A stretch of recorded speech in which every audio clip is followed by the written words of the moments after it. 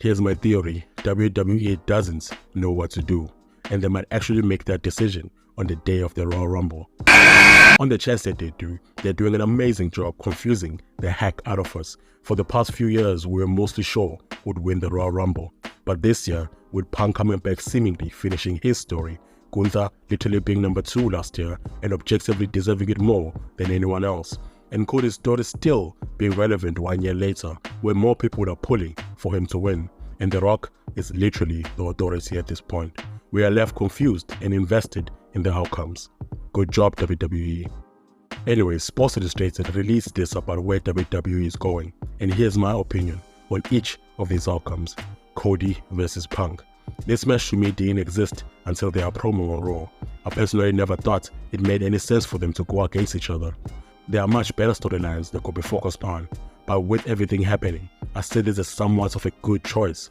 CM Punk seemed to have been reserved for Seth Rollins, but with his injury, I doubt they want to have him fight for the title not at 100%, and Cody looked to be reserved for Reigns, but The Rock is back, so anyways, I'm not angry if this ends up being real. They could eliminate each other in the Rumble and begin this feud. Gunther versus Rollins. Gunther is probably the best and most deserving winner for the Royal Rumble. He has literally earned his opportunity by bringing prestige to the IC title. He finally needs to be in the main event scene, and facing Seth Rollins is a good match to have, with his heel character fitting perfectly against Seth's injury. He can destroy Seth to a point where him taking time off would afford him the well-deserved rest from carrying the company, but he would most likely lose the title immediately because of Damian Priest, who keeps getting forgotten in these rumors. The Rock versus Roman. I never thought this match would happen, even though I always pull for it because of the bloodline storyline. I didn't see the storyline existing without The Rock trying to take the seat for himself, but it's actually more possible than anything fans hoped would happen. It's interesting to see who would win that match, even though we know The Rock shouldn't win, but if he did win, Damian should cash in on him. We can't have a part-timer board member holding the grandest prize, but this will likely end with Roman winning this and losing it at SummerSlam, breaking the record and entering top 3 longest reigns of all time. What do you guys think about these possible outcomes? Let's recap Dynamite. Samoa Joe cuts another chilling promo about his dominance, with the crowd cheering him on like a hero. I love how AEW is treating him as a top guy he truly is. He then addresses the ratings being back on AEW and how everyone should be afraid to be number 1. He mentions his match with Hook, which I tried to narrate as an epic fantasy, so check it out. Hook then comes out and walks straight to the ring with a determined look. Now, this is where I won't act like what happened next was an absolute cringe. But Hook took the mic and said, "Last week, you won, I lost." Then went to shake his hand. Then pulls himself into Samoa Joe and said, "I don't know when, I don't know where, but I will be champion one day." Then Joe completely destroys him by calling him unworthy and calls for security. Then Hook begins to beat down the security in the most. Now, anyways, I hope he gets better at promo work and timing, but this wasn't it for me. Joe wears the role of champion so well, especially with the suit on. He looks how a world champion should look. I was worried at first about his run, with how abrupt it felt and how big MJF felt, but Joe had no problem filling the role. Now he's part of the show I look forward to the most. It's good to see Hook doing more in-ring promo work. It's obvious he's still filling it out, but it's still awesome he's making an effort. Hook has a bright future and will only get better once it bulks up 40 to 50 pounds and gets more experience. Hangman Page vs Penta was an amazing match. These two have absolutely great chemistry. I always thought Penta still deserves his due, and I still hope he'll be given his opportunity at some point. Hangman Page's evolution has been amazing to watch. His new aggression has been a great fit for him. I just hope they'll officially turn him heel and see what he'll do. Samoa Joe on the announcing table was also dope.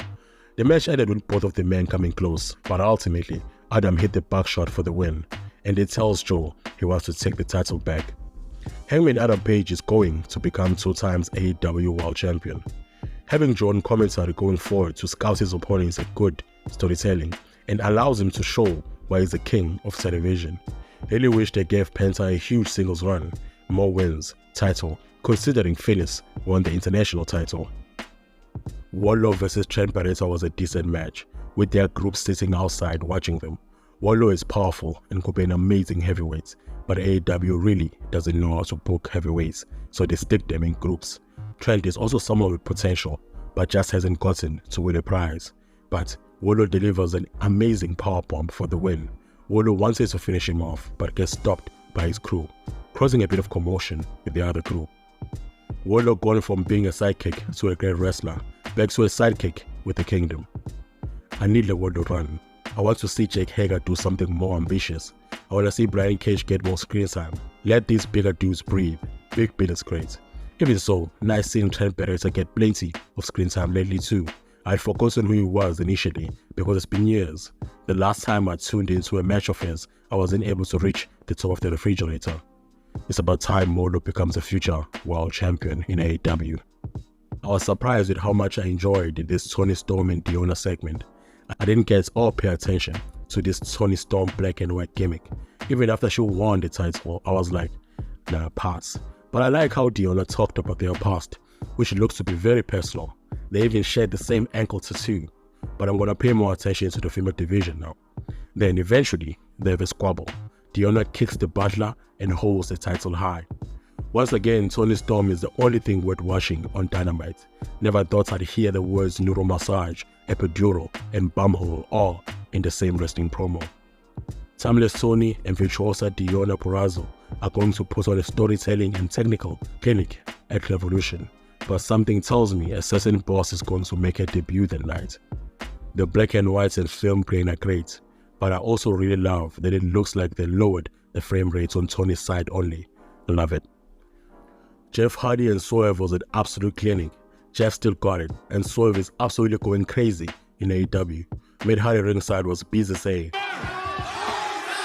That was so funny to me. I don't know. I hope they pair off Jeff Hardy's Rampage heel tease.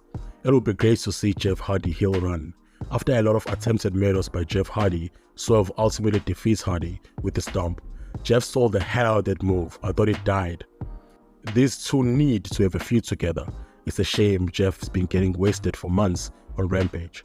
Swerve Strickland deserves to become AEW World Champion. There is something to come for Jeff. The heel turn is clear as hell, and I love to see it. Jeff looked much better in the ring lately. Very happy to see that. The whisper in the wind was an absolute thing of beauty, and that twist of faith on the ring steps, damn.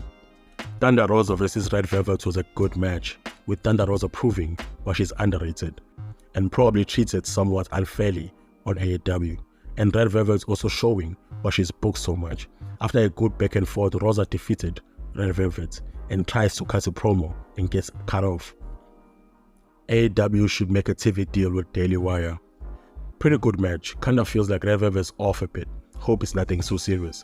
Also, can production not cut Thunder Rosa off during an after-match promo into the camera, please? It's like twice now. I wanted both wrestlers to win, so heartbreaking match. Glad for Rosa, but I wanted to see Red Velvet winning in TV. Darby and Sting come out, and shout out to the guy with the Sting face mask. Then Darby Allin talks about what it's like to partner with Sting. He takes it back to 2015 when he got a neck injury, but after coming back to AEW, he told him he still got it. Nick and Jack watching from the back being amazing heels. He then brings up the record and how they should go after the tag team champions. Sting agrees and seems to be challenging the champions at All In. Interesting to see where this goes. Will AEW put the belts on Darby and Sting before the match with the Young Bucks? I'm not sure, but I'm willing for a ride. I would absolutely love it if Sting and Darby have a quick run with the AEW Tag Championships, because they have done everything together except win the tag titles. Also, it's like a pit stop before they face the Young Bucks at Revolution. I'm all in for Sting having a final championship. Now for the belts I find completely useless. We're at Mogul Embassy versus the Acclaimed in a chaotic but entertaining match. Billy Gunn has reinvented himself. Mogul Embassy was about to cheat until Jay White and the Guns interfered, leaving the Acclaimed to pick up the win. It's obvious these guys will turn on each other at some point, and I'm for it. The fact that Billy Gunn is still in shape than his old teammate Road Dogg is crazy, and Jay White's up there on the ramp looking awesome. He earned the title to be the greatest wrestler in the world. Cage needs more legit opportunities for major titles. He's too impressive to hide in a three-man tag. I love that the guys gave Nia the most gentle powerbomb ever performed in the history of the biz. Main event was Suzuki versus Copeland in a physical match against legends. I might be in the minority here, but Edge doesn't fit in AEW. I don't think I like who he is here, to be honest, but whatever then. Suzuki should win at least one title in AEW. He's been here for a while. He even kicked out of the spear in his match. But ultimately, after getting out of the Suzuki lock, Copeland defeats Suzuki with a kill switch, sending a message to Christian. He then picks up the mic and expresses his respect for Suzuki. He then tries to shake Suzuki's hand, which he refuses, but it ends with calling out Christian for the TNT Championship. You can always count on Suzuki to lose. Probably been a while since Copeland actually wrestled a true strong type pro.